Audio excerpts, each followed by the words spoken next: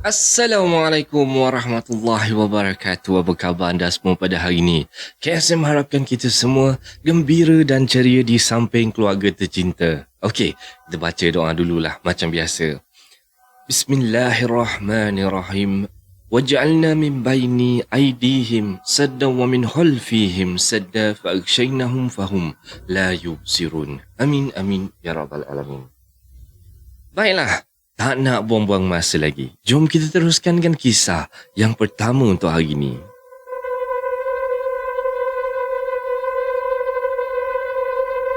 Okey, untuk kisah yang pertama ni datangnya daripada Puan Nia. Hai, Assalamualaikum semua. Waalaikumsalam warahmatullahi wabarakatuh. Saya nak kongsikan satu cerita dan pada masa yang sama, saya pun nak tanyalah juga pendapat serta pandangan atas cerita yang saya nak sampaikan ni. Okey, macam ni ceritanya ya. Minggu lepas, waktu tu petang lah, dan saya ni ada pergi ke taman untuk berjoging. Tapi, bila saya dah sampai dekat taman tu, hujan turun pula. Orang kata, taklah lebat sangat hujannya tu, tapi cukuplah untuk buatkan saya tak boleh nak berjoging tau. Jadi, masa tu kan dah hujan. Jadi saya pun duduklah berteduh dekat satu buah kursi bangku yang ada dekat bawah pokok. Kawasan tempat yang saya nak jogging tu memang banyak pokok lah. Macam dekat kawasan hutan lah lebih kurang gitu. So, saya pun duduklah situ kan sambil termenung-menung. Tengok-tengok pemandangan dekat kawasan situ lah. Tak lama tu hujan pun reda. Dan masa ni saya nampaklah ada satu pelangi yang cantik sangat-sangat. Dan bila hujan dah reda tu kan, saya tengok orang pun dah mula ramai, nak mula berjoging pun semua.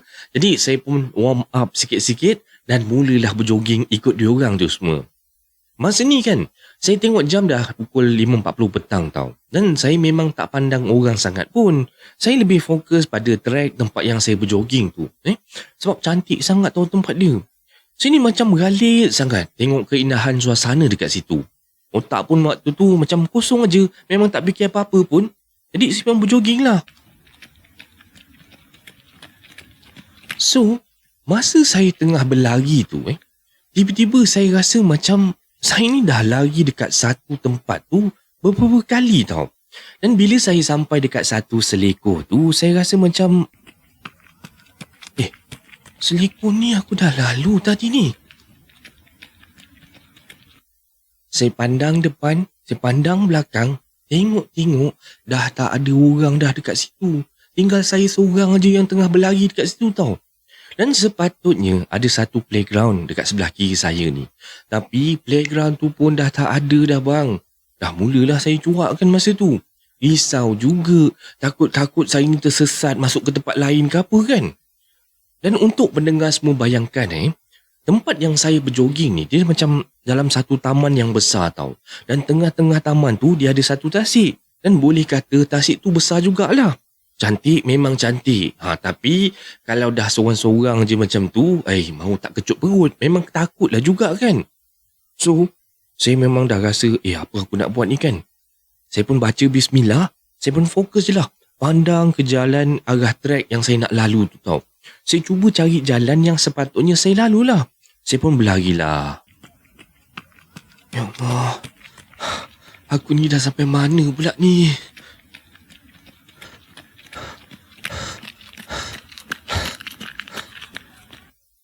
Saya punya berlari terus ke depan je lah. Yelah masa ni takkan saya nak patah balik pusing ke belakang pula.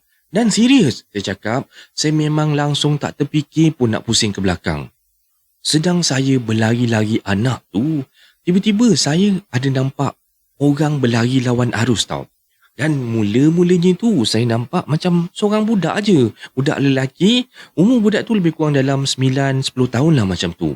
So, bila saya nampak budak ni, terdetiklah dalam hati saya. Beraninya budak ni, seorang-seorang je berlari dalam hutan. Lepas je saya nampak budak tu, saya nampak pula ada seorang pakcik. Pakcik ni nampak macam dah tua sangat tau.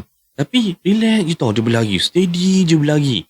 Dan dia punya cara berlari tu, dia tunduk aja ke bawah. Jadi saya fikir mungkin dah selamat lah sebab dah ada orang kan. Tapi kejap tu je, lepas tu terus dah tak ada orang semula dah. Sampailah satu waktu tu, ada seorang berada ni, dia berlari, dia ikut belakang saya tau. Dan tak lama tu kan, mungkin saya perlahan sangat agaknya, dia pun potong saya.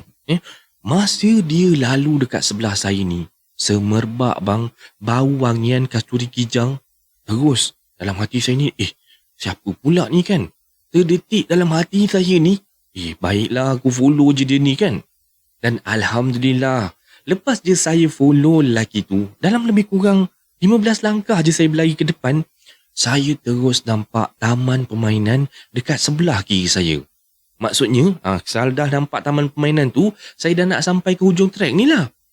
Terus saya ucap Alhamdulillah sangat-sangat kan. Dan masa ni saya tengok jam dah pukul 6.20 petang tau. Pendengar semua bayangkanlah saya berlari dekat trek tu daripada pukul 5.40 petang sampai pukul 6.20 petang tau. Dekat 40 minit saya berlari kat situ. Nasib baiklah saya jumpa jalan keluar kan. Okey. Kemudiannya kan, untuk nak patah balik ni, saya saja je lah kan, beranikan diri untuk nak cuba trek yang kedua tau. Dekat tempat jogging tu dia ada dua laluan yang berbeza Saya pun mulalah berlari dekat situ kan. Konon-kononnya nak tengok lah berapa minit pula saya berlari balik ni kan. Sama tak dengan trek yang pertama tadi? Okey, saya pun start lah, mula berlari tau. Lari. Saya mula tu pukul 6.30 petang. Tak sampai 10 minit pun, saya dah sampai semula dekat taman perumahan tu. Masa ni terus naik bulu roma saya tau. Yelah, saya berjoging tu dekat kawasan hutan. Saya pun tak tahulah sama ada mata saya ni dikaburi ataupun benda ni semua cuma perasaan saya je. Tapi serius, saya memang rasa lain macam sangat-sangat. Yelah, kita nak cerita dekat orang pun takut semua orang bukannya percaya sangat benda-benda macam ni kan. Nanti ada lah yang cakap ilusi lah, apalah, berangan lah kan. Tapi tak apalah. Saya ni sekadar nak kongsikan pengalaman saya aja. Sekian. Dan ini adalah kisah seorang Malaysia yang pertama pada hari ni. Macam mana anda rasa dengan kisah yang pertama ni? Kalau abang KSM lah Abang KSM ni pun lah badan besar macam ni kan. Bukannya rajin sangat nak berjoging. Tapi pernah lah pergi berjoging. Kalau tak silap abang abang pergi jogging dekat hutan bandar. Abang pergi jogging dekat hutan bandar Kulai. Hutan bandar Kulai tu korang bayangkan memang besar sangat trek jogging dia tau. Jadinya abang bila dengar cerita dia ni, abang rasa macam boleh relate lah kan. Seram juga tau. Dah lah besar, kena lalu dekat celah-celah hutan tepi-tepi pokok pula tu. Boleh kata seram jugalah kat situ kan. Nasib baik time kita pergi tu pagi. Yang ni dia pergi time senja pula tu. Okeylah. Tak nak buang masa lagi. Jom kita terus dengan kisah yang kedua untuk hari ini.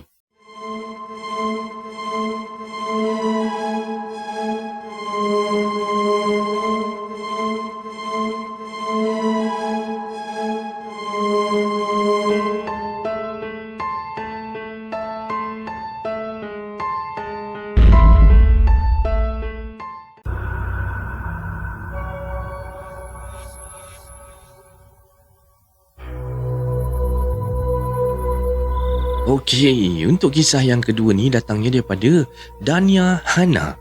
Jom kita terus dengan kisah yang kedua ni.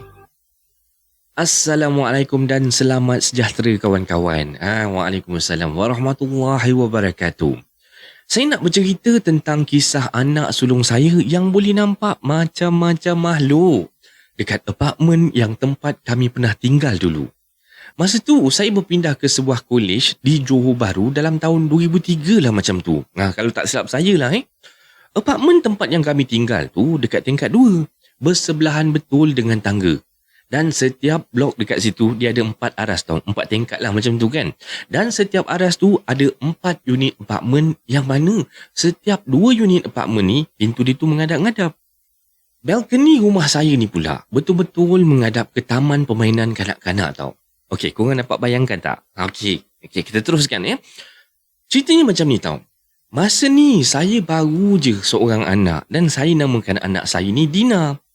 Dan Dina ni baru je umur 3 tahun lebih lah macam tu. Nak dijadikan cerita, satu malam tu kita orang ni baru je balik bershopping dekat Melaka. Dan masa tu kalau tak silap saya lebih kurang dalam pukul 11 malam lah macam tu Barulah saya sampai je dekat rumah tu. Disebabkan masa tu memang saya dah penat sangat-sangat kan. Saya dengan anak saya ni masuklah ke apartmen dulu. Kita orang gerak dululah. Sementara suami saya ni masih lagi dekat parking lot, dekat bawah tu. Tengah duk punggah-punggah barang lah, biasalah kan. Dia nak angkat, nak keluarkan barang-barang yang kita orang shopping tadi tu lah. Saya pun ajaklah Dina anak saya ni naik ke atas tau. Jalan, naik tangga tu apa semua. Sampailah depan rumah. Depan rumah tu, saya pun bagi salam apa semua. Buka pintu macam biasa je lah. Saya pun terus masuk dalam rumah. Masa saya tengah onkan lampu, kipas apa semua dalam rumah tu, si Dina anak saya tu masih lagi duk tercongok dekat depan pintu pandang keluar tau. Dina? Hey, pandang apa tu sayang?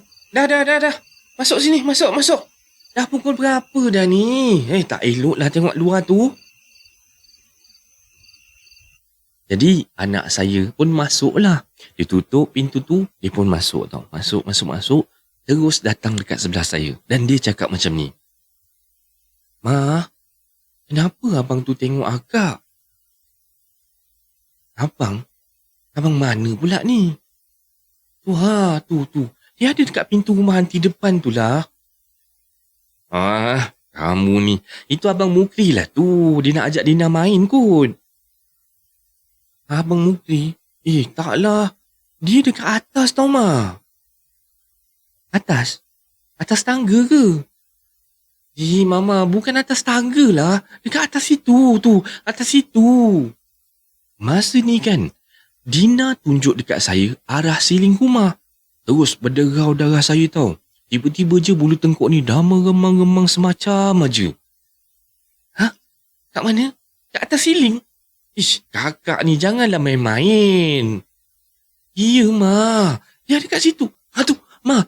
Dia ada kat situ. Ma. Dia pergi situ, Ma. Masa ni kan, anak saya dia tunjukkan arah siling dalam rumah saya tau. Sekejap dekat sini, sekejap kat depan, sekejap dekat tepi, sekejap dekat tengah tau. Seakan-akan benda yang dia nampak tu bergerak tau. Melompat-lompat dekat atas siling rumah saya tu. Allahu Akbar. Dada saya ni dah macam nak pecah dah. Mana pula lah suami saya masa ni tak naik-naik lagi tau. Jadi saya pun cubalah untuk nak bertenang. Tenang. Tak naklah saya tunjuk dekat anak yang saya ni tengah takut. Padahal tangan dengan kaki kita ni memang dah menggigil habis dah bang. Ma, dia ada dekat atas kita tu, Ma. Dia ada dekat atas kita. Bila anak saya cakap je macam ni, kepala otak saya ni terus jadi blank bang. Langsung tak boleh nak fikir dah. Nasib baiklah anak saya ni tak ada menangis meraung-raung ke apa. Cuma mata dia tu je lah. Meliur je tau. Dia pandang dekat atas siling tu. Dengan perasaan saya yang tengah kacau bilau tu, saya usahakan jugalah. Saya baca bismillah, selawat 3 kali dan saya terus tepuk dinding rumah saya tau. Pap! Sambil saya buka pintu rumah tu, saya cakap macam ni. Abang, jangan kacau kami Tolong keluar daripada rumah kami ni. Ini bukan rumah abang. Jangan takutkan Dina lah. Keluar. Lepas tu kan, saya sambung pula baca ayat kursi tau. Baca. Saya tak tahulah apa yang masa tu saya baca betul ke tidak. Memang huru-hara bang saya masa tu. Nak halau benda yang kita tak nampak kan. So, saya pun tawakal je lah. Main buat ikut dan aja tau. Tak tahulah jadi ke tidak. Nasib baiklah tak lama lepas tu anak saya beritahu yang benda tu dah tak ada dah dekat dalam rumah kami. Alhamdulillah, syukur sangat-sangat. Lega hati saya masa tu kan. Lepas tu kan baru saya terfikir. Jiran depan rumah saya ni bukannya ada kat rumah. Dia orang dah seminggu lebih balik kampung. Isteri dia tu baru bersalin. Baru je saya nak rasa lega tu. Tiba-tiba pintu rumah kami bergegar tau.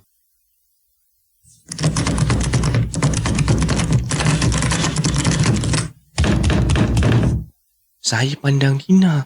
Dina pandang saya. Pelan-pelan saya jalan kan. Saya pergi dekat pintu depan tu sambil pimpin tangan anak saya tau. Baru je saya nak capai tombol pintu tu, tiba-tiba pintu tu terbuka sendiri tau.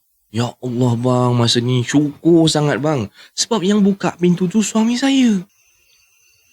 Sayang. Kenapa kunci-kunci pintu ni? Kan abang kat luar lagi. Kunci? Bang, mana ada orang kunci pintu? Abang kan ada kat luar, takkanlah saya nak kunci pintu pula. Habis tu kenapa abang tak boleh buka tadi? Awak ni. Ni masing-masing muka pucat semacam ni dah kenapa ni? Bang, tak apalah bang, tak apalah. Cakap pasal benda ni besok ajalah. Kenapa abang lambat naik ni bang? Ni. Barang-barang ni semua siapa je yang nak angkat? Abang je lah yang angkat. Korang semua dah naik atas dulu kan? So masa ni saya diamkan ajalah. Yalah tak tahu nak buat cerita apa lagi. Esoknya tu barulah saya cerita apa yang jadi malam tadi. Dan sejak daripada saat inilah Dina anak saya tu dah boleh nampak macam-macam. Senang kata hijab dia dah terbuka lah. Sekian. Dan ini adalah kisah seram Malaysia yang kedua pada hari ini. Macam mana anda rasa dengan kisah yang kedua ni? Seram juga kan? Kalau nak cerita pasal hantu yang dekat siling ni, abang paling seram kalau siling rumah tu yang ada bolong yang ada lubang tu kan. Gelap je nampak atas bumbung kan. Seram weh. Nak biasa kat dalam bilik air tu, dia ada satu lubang untuk naik ke bumbung tu kan. Ya Allah, tak nak aku tengok kat situ kan. Okeylah, tak nak buang-buang masa lagi. Jom kita terus dengan kisah yang ketiga pada hari ni.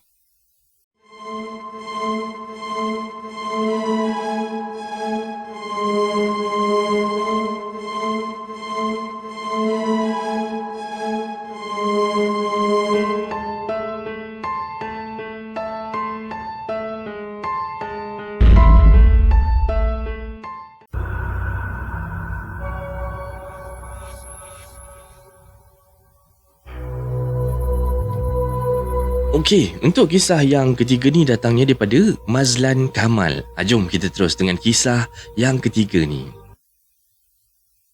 Assalamualaikum. Waalaikumsalam warahmatullahi wabarakatuh. Kisah yang saya nak ceritakan ni merupakan kisah seram yang terjadi pada diri saya sendiri. Dan kisah ni berlaku pada tahun 2016 dulu. Yang mana kisah seram ni terjadi di satu taman permainan yang tak bolehlah saya nak beritahu kat mana lokasinya. Okey, masa tu memang tengah hot gila kan dengan aplikasi Smule ni. Yang aplikasi yang karaoke itulah. Ramai gila orang layan apps ni kan. Termasuklah dengan saya juga. Untuk yang tak tahu aplikasi Smule ni untuk apa kan. Dia tu satu aplikasi yang kat mana dalam tu macam-macam lagu ada. Kita boleh pilih lah mana lagu kat situ dan kita boleh karaoke. Dan bila kita karaoke tu kita boleh dengar balik suara kita dan kita boleh dengar pula suara orang lain. Siap boleh berduet lagi dengan orang tau. So, saya ni memang terjebak jugalah dengan benda tu masa tu tau. Boleh kata hampir setiap malam saya akan layan karaoke pakai apps ni tau. Dan selalunya bila saya habis kerja je, saya akan pergilah melipat dengan kawan-kawan layan benda lah ni lah. Cari pot kan untuk kita orang nak berkaraoke, nak bersembang-sembang dan macam-macam lagi lah aktiviti kami. Nak dijadikan cerita kan, pada malam kejadian tu, entah apa gila saya entah kan, boleh pula saya berani sangat pergi melepak seorang-seorang untuk main Smule ni tau. Padahal pot yang kami melepak ni memang sunyi sepi tau. Masa tu kan dah pukul 1 pagi, mana ada orang nak lepak kat taman permainan kan? Kawan-kawan saya yang biasanya melepak dengan saya, hari tu dia balik awal tau. So, tinggallah saya seorang-seorang aja kat situ. Okey, saya minta pendengar semua bayangkan ya.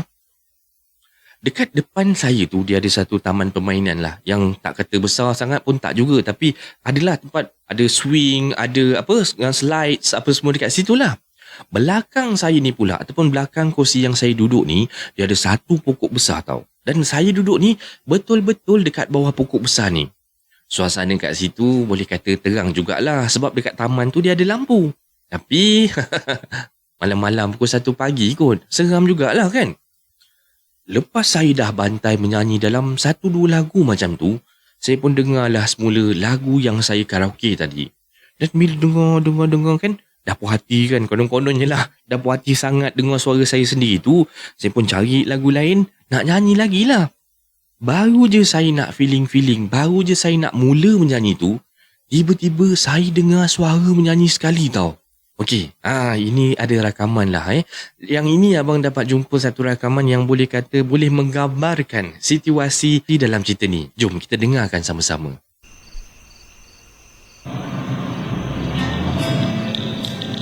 Assalamualaikum. Sorry lah kalau ke laut.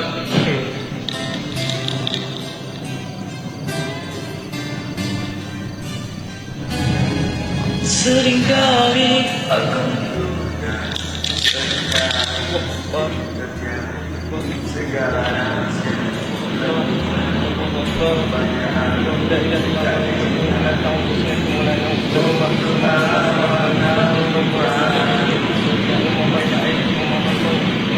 Dan bila saya dah dengar ada suara yang menyanyi sekali dengan saya, terkejutlah saya kan. Bila saya pandang sekeliling, tak ada seorang manusia pun yang ada dekat situ. Terus, meremang-remang bulu roma saya tau. Terkaku sekejap saya kat situ. Saya perhatikan betul-betul kan. Pandang kiri, pandang kanan. Yelah, manalah tahu kod-kod kawan saya punya kerja ke apa kan. Sebab kawan-kawan saya ni pun boleh kata memang suka menyakat orang juga. Weh, korang! Jangan buat lawak bodoh boleh tak? Ha? Weh, tak kelakar lah.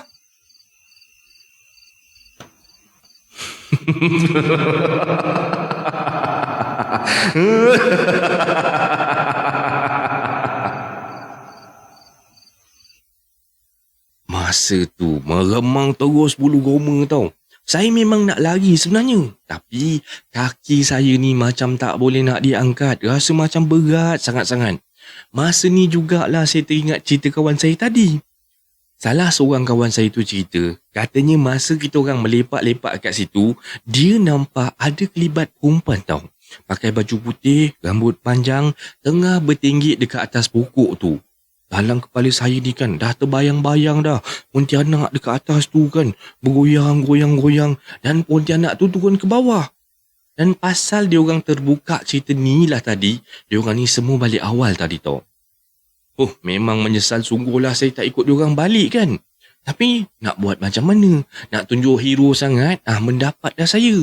Saya seret juga kaki saya ni, berjalan, sampailah dekat motor. Menggigil, menggeletar, rasa macam nak menangis pun ada. Bila dah sampai rumah tu, saya tak terus masuk rumah bang. Saya duduk je dekat luar rumah tu, menggigil-gigil, tangan ni pegang rokok tau. Dan bila dah rasa tenang sikit, barulah saya masuk. Saya memang menyesal sangat-sangat sebab berani tak kena tempat kan. Walaupun malam tu saya tak nampak apa-apa, tapi memang seram sangat-sangat. Saya rasa kan, mungkinlah benda tu marah saya sebab saya ni buat bising tengah-tengah malam dekat tempat dia. Nasib baik dia tak tempeling saya bang. Kalau tak, mau teling juga kepala saya ni 3 hari. Dan itulah pengalaman misteri dan seram daripada saya ni. Sekian. Dan ini adalah kisah seram Malaysia yang ketiga pada hari ni. Macam mana anda rasa dengan kisah yang ketiga ni? Menarik tak menarik? Dia ada kelakar sikit kan. Ujung-ujung dia itulah kelakar. Buatnya kena tempeling betul-betul. Tapi serius tau. Abang pernah dengar ada cerita yang kena tempeling kena tampar Pontianak ke macam mana? Sampai saya ingat kepala member tu kena tempeling. Itu memang tak tahulah betul ke tidak. Tapi abang pernah dengar orang cerita lah. Tengok sendiri tu tak pernah tengok. Okey. Tak nak buang-buang masa lagi, jom kita terus dengan kisah yang terakhir untuk hari ni.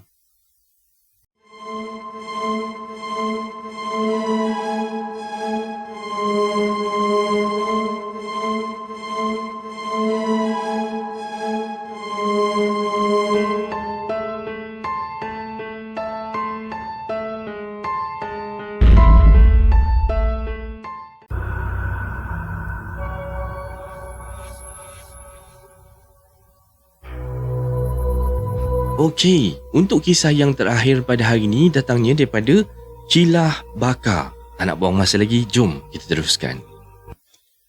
Assalamualaikum warahmatullahi wabarakatuh. Waalaikumsalam warahmatullahi wabarakatuh. Pada tahun 2012 dulu, saya jaga arwah mak saya yang dimasukkan ke hospital Ipoh. Dan masa tu, mak saya ni sakit kanser paru-paru tahap 3. Pada malam pertama tu tak ada apa-apa pun. Semua elok je kan. Malam tu dijalani dengan tenang je lah. Cuma yelah, bila dah nama hospital kan, memanglah dekat dalam sana tu kita akan rasa macam ada je yang tak kena. Rasa tak selesa aja. Jadinya, boleh dikatakan sepanjang malam tu saya ni memang tak boleh nak tidur sangat lah.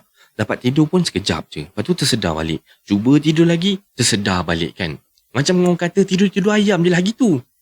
Sebenarnya kan, Bila dah kata kita nak jaga orang yang sakit ni, kita mesti nak ada mental yang kuat jugalah. Fizikal pun nak kena kuat juga. Sebab tanpa kekuatan mental dan fizikal ni, silap hari bulan kita pula yang baring dekat atas katil tu karang. Okey, masuk cerita seram dia. Nak dijadikan cerita kan, pada malam ketiga tu ada satu kematian tau dekat dalam ward mak saya tu. Tapi masa tu tak adalah benda pelik pun jadi. Kejadian pelik ni jadi pada hari ke-6. Masa tu pukul 4.30 pagi dan saya ada dekat dalam bilik air ward tu untuk nak mandilah. Niatnya saya mandi awal-awal pagi ni sebab kononnya nak siap awal lah. Sebab tak naklah nanti bila mak saya dah bangun, dia kalut nak cari saya. Alah mana pula kan. Dan saya pula tengah sibuk dekat dalam bilik air tengah mandi. Masa saya masuk dalam bilik air tu, sunyi sepi aja. Memang tak ada orang pun kat dalam tu.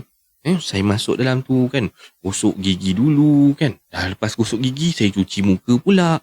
Dah siap cuci muka tu, saya terus masuk ke dalam bilik air untuk nak mandi. Dekat sinilah cerita seramnya bermula tau. Masa saya tengah mandi tu, saya dengar bunyi air sinki dibuka tau. Ada orang masuk ke? Tapi tak dengar pula bunyi pintu. Dan bunyi ni sekejap aja tau. Lepas tu saya teruskan mandi lagi kan. Mandi. Dan lepas tu saya dengar pula bunyi pintu bilik air yang dekat sebelah saya tu ditutup. Dan maksudnya ada orang lah masuk kat dalam tu kan. Dan bunyi dia tutup pintu tu boleh kata seram jugalah. Sebab dia punya hempas pintu macam nak tertanggal sampai bergegar-gegar dinding sebelah saya ni tau. Dan yang lebih membuatkan saya tertanya-tanya tu, bunyi dia mandi kat dalam tu memang kuat sangat-sangat tau. Dah macam dia nak mandi tu cepat-cepat macam tu kan. Tapi masa ni saya masih lagi buat tak tahu je lah.